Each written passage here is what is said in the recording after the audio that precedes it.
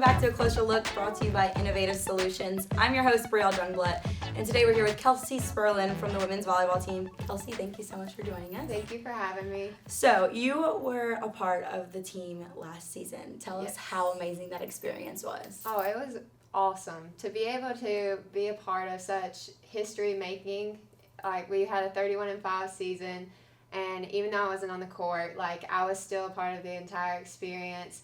Getting to watch my teammates, getting to cheer them on from the sidelines, it was just incredible. Right, it was obviously a dream that every volleyball player wants to be a part of. Oh, for sure. So coming into this program, were you a little nervous knowing how well it was, like how well they did? Oh, yeah, of course. I knew that I had to work hard to be able to fit in on this team because I knew that Coach Cox has high expectations for all of his players. Right. So I knew that I had to work hard and, play the best. Determination. Yes.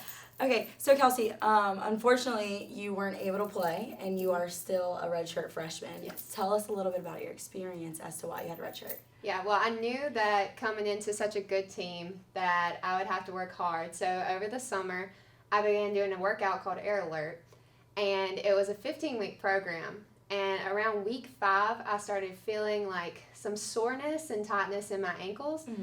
And I didn't really think anything about it because it was both. Because, if you hurt something, it's usually one. Right. But since it was both, I just kept pushing through. I thought it was just soreness, thought it was something that I could overcome. Until about week 10, when I literally could not jump anymore. I knew that something was wrong, and I remember calling my mom, and I was like, I was doing the workout in the morning, and I called her, and I was like, something's not right with my ankles. I think we need to get this checked out. So we went, and we talked to one of my physical therapist's friends, and he was like, we need to get MRIs on these. Like, this doesn't sound good. So I ended up having a stress fracture in each ankle.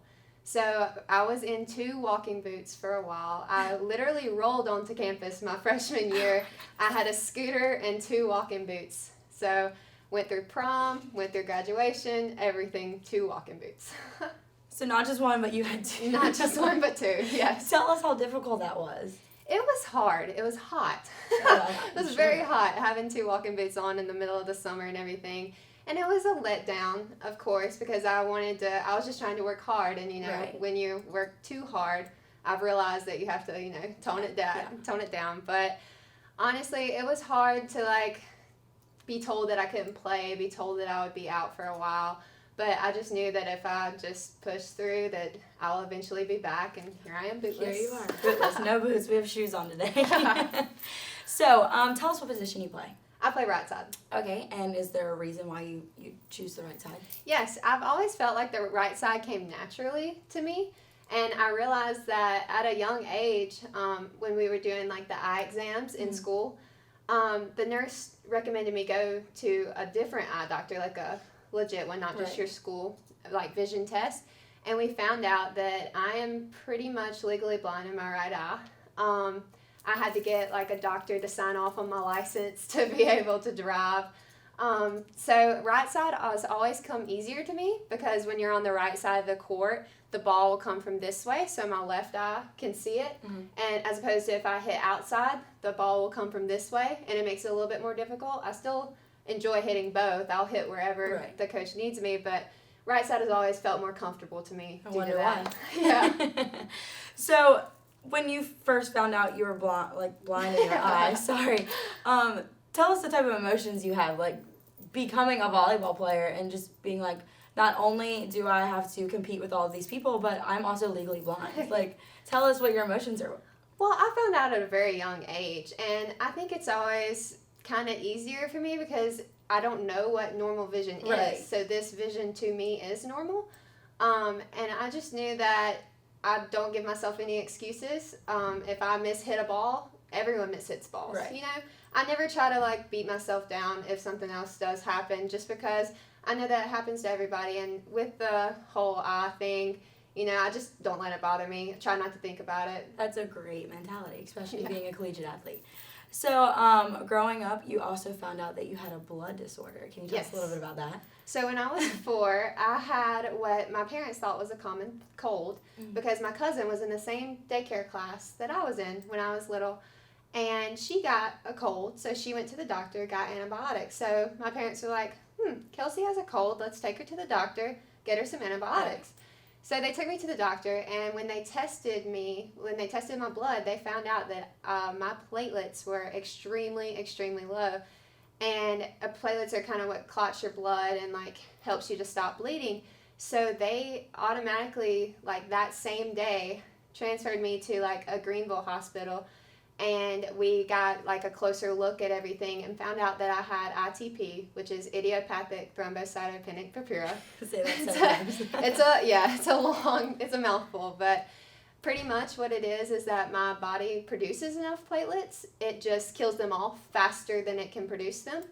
And so with that, I've had to go in and out of sports. So I grew up playing softball, playing soccer, playing all the sports that I could play, basketball, tennis, everything. And I even swam for a while because they told me I could not play any contact sport because of the bruising and everything. So I actually won state in swimming 4 times during that time. So anytime I was like taken out of a contact sport, I tried to make the best of it. Right. And so I still kept competing in swimming and things.